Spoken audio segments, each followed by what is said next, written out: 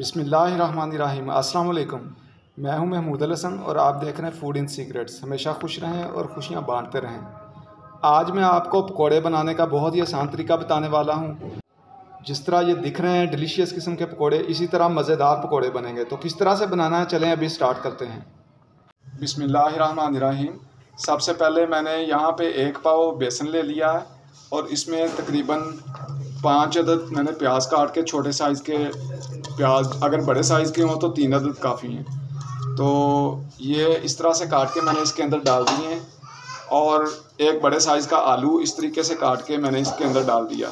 Spice में मैंने 1.5 table spoon नमक का लिया है, 3 टेबल स्पून मैंने धनिया लिया है और उसको इस तरह दरदरा सा कूट लिया था। 1/4 टीस्पून मैंने अजवाइन का लिया है, हाफ़ टी स्पून मैंने हल्दी का लिया है और 1 टीस्पून लाल मिर्च का लिया है। तो ये स्पाइसेस के अंदर चले जाएंगे। धनिया मैंने तकरीबन आधी गुट्ठी ली है और वो इसके अंदर डाल दिया इस तरीके से। 6 अदद मैंने सब्ज़ मिर्चें छोटी छोटी काट ली थी, वो इसके अंदर डाल देंगे। अभी इसको अच्छी तरह हमने मिक्स करना है। इसको अच्छी तरह मिक्स कर लिया है। तो अभी ये देखें, आधा कप, इतना सा ज़्यादा नहीं, इतना सा पानी डालना है, इससे ज़्यादा नहीं डालना वरना वो बिल्कुल पतला हो जाएगा मेज़ा। तो आधा कप इसमें पानी का चला गया है। अभी इसको फिर मेज़े को अच्छी तरह इसको मल लेना हाथ के साथ। मेज़ा हमारा अच्छी तरह देखें हमने मिक्स कर लिया, बहुत अच्छा मेज़ा बना है, इस फॉर्म में आता है। तो अभी इसको हमने डाल देना है। इसको हम डाल के 1 घंटे के लिए फ्रिज के अंदर रख देंगे।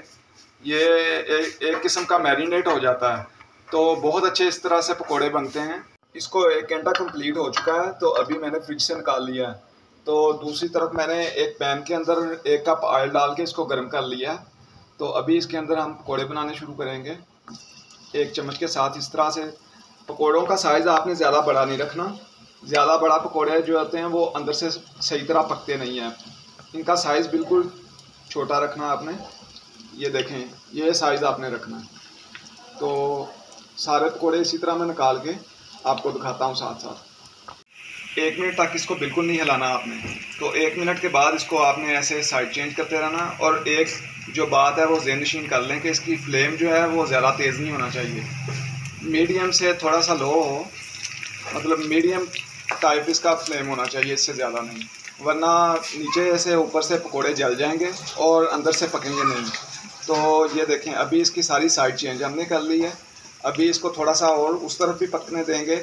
यहाँ पे देखें पकोड़ों का गोल्डन कलर आ गया। जब इस तरह गोल्डन कलर आ जाए, मैंने इनकी एक दफ़ा और साइड चेंज की थी। तो इस तरीके से आपने सारे पकोड़े निकाल देने हैं। तो यहाँ पे मैंने एक प्लेट ली हुई थी, उसके अंदर मैंने 2 टिशू रख लिए हैं। तो टिशू पेपर रखने का फ़ायदा ये होता है कि जो एक्स्ट्रा ऑयल होता है वो इसके अंदर जज्ब हो जाता है। तो अभी ये पकोड़े सारे इसके अंदर हम डाल लेंगे। ये देखिए, तो इसी तरीके से सारे पकोड़े निकाल के मैं आपको डिश आउट करके दिखाता हूँ। जी, तो हमारे बहुत ही टेस्टी और मज़ेदार पकोड़े तैयार हो चुके हैं। बहुत मज़ेदार बने हैं। बहुत आसान रेसिपी आपको बताई है, ज़रूर फॉलो करें। ये मैं आपको करीब से भी दिखाता हूँ। ये देखें किस तरह के नरम नरम और जूसी जूसी पकोड़े हैं। तो वीडियो अच्छी लगे तो ज़रूर लाइक किया करें। इसके साथ ही आपसे इजाज़त चाहूँगा। मिलता हूँ किसी और वीडियो में। अल्लाह हाफिज़।